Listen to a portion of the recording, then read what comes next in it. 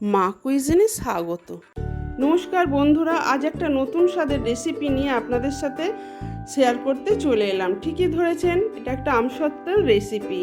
তো বন্ধুরা, তার আগে একটা কথা বলি, যারা এখনও পর্যন্ত আমার চ্যানেলটিকে সাবস্ক্রাইব করেননি তাহলে তারা আমার চ্যানেলে নতুন নতুন ভিডিওর আপডেট পেতে চ্যানেলটিকে সাবস্ক্রাইব করুন। আর যদি আমার এই রেসিপিটা ভালো লাগে তাহলে বন্ধু বা আত্মীয় স্বজনদের সাথে শেয়ার করে দিন।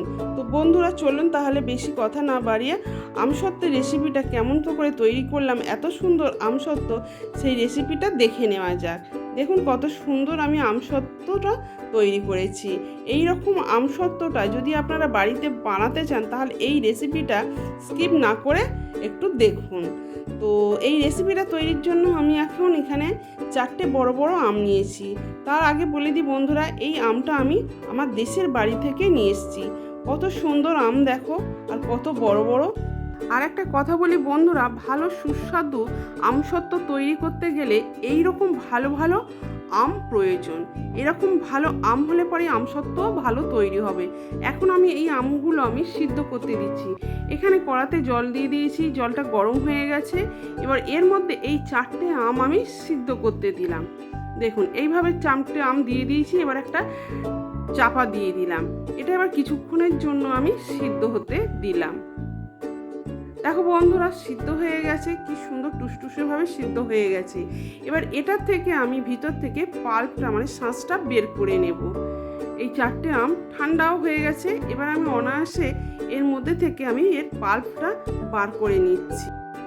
দেখো বন্ধুরা, শাঁসটা আমি বার করে নিয়েছি। শাঁস বার করাটা আর দেখালাম না, কেন ভিডিওটা অনেক বড় হয়ে যাচ্ছে। স্ট্রেনারের সাহায্যে এটা আমি এবার ছেঁকে নিয়েছি। এখানে একটা ননস্টিকের কড়া নিয়েছি, আর এতে একটা শুকনো লঙ্কা, দালচিনি আর কয়েকটা গোলমরিচ নিয়েছি, সামান্য 1 ফোঁটা তেলও দিয়েছি। এবার এই পাল্পটা এর ওপর আমি ঢেলে দিচ্ছি। ঢেলে দিলাম। এবার এই পাল্পটা ভালো করে অনবরত একটা স্প্যাচুলার সাহায্যে নেড়ে যাব এইভাবে, কেন আমেতেও এখনো পর্যন্ত জল থাকছে। এই জলটা শুকোবার একটু প্রয়োজন আছে।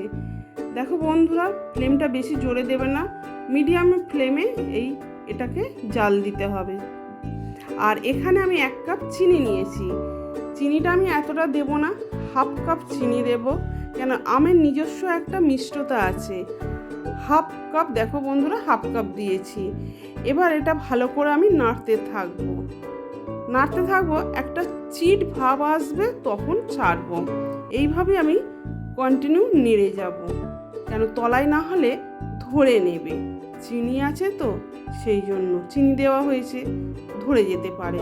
তাই জন্য এরকমভাবে অনবরত নেড়ে যাব, কেন এটা দেখো জল শুকোবার প্রয়োজন আছে।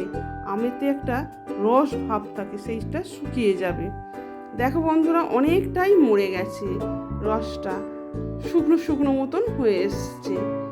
এইভাবে আর একটুখানি মিনিট 5 নাড়াবো, নাড়লেই হয়ে যাবে। দেখো কি সুন্দর ঘন হয়ে এসছে। তখন একটা পাতলা ভাব ছিল, এখন দেখো কি সুন্দর একটা এটা একটু ঘন হয়ে গেছে।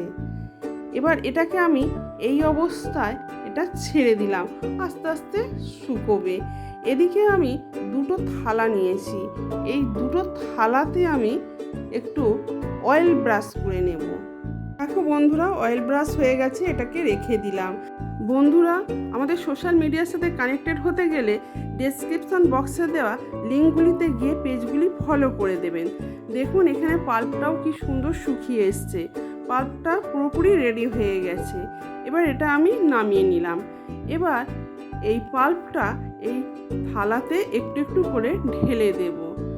দেখো বন্ধুরা, হ্যাঁ, তার আগে আমি এতে যে দালচিনি, লঙ্কা, গোলমরিচগুলো দিয়েছি সেগুলো আমি তুলে নিচ্ছি। এবার দেখো বন্ধুরা, 2টো থালাতেই আমি অল্প অল্প করে পাল্প দিয়ে দিচ্ছি। তবে পাল্পটা বেশি হয়ে গেছে, আমি আরও একটা থালাতে ঢেলে দিয়েছি। আর ঠিক থালা ধরে এইরকমভাবে ঘুরিয়ে ঘুরিয়ে পুরো থালাটাকে কভার করে দিচ্ছি। আর কোটিংটা হবে পুরো পাতলা আকারে, বেশি মোটা প্রলেপ দেব না, পুরো পাতলা প্রলেপ দিতে হবে। এইভাবে দেখো পুরো থালাতে এরকমভাবে ঘুরিয়ে ঘুরিয়ে আমি প্রলেপ দিয়ে নিলাম। দেখো বন্ধুরা, এখানে পাল্পটা একটু বেশি হয়েছিল, তাই জন্য আমি আরও একটা প্লেটে আমি এই পাল্পটা ঢেলে দিয়েছি। দেখো বন্ধুরা, কত সুন্দর দেখতে লাগছে। আর এই প্লেটগুলো এবার আমি ছাদেতে একটু রোদে দিয়ে দিলাম, রোদেতে একটু শুকনো হবে। দেখো, রোদ থেকে তুলে এনেছি, দেখো কত সুন্দর দেখতে লাগছে। এবার এগুলোকে আমি একটু কাটিং করব। একটা কথা বন্ধুরা, এটাকে যেমন আমরা আমসত্ত্ব বলি, হিন্দিতে এটাকে আম পাঁপড়ও বলা হয়।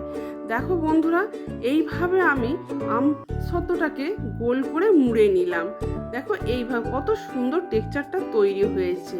আর দেখো আরেকটা, দেখো প্লেটে যেটা করেছিলাম, কি সুন্দর চামড়ার মতন উঠে আসছে, কত সুন্দরভাবে শুকনো হয়েছে, কি সুন্দর দেখতে লাগছে। দেখো এইভাবেই আমি আমসত্ত্বটা তৈরি করলাম।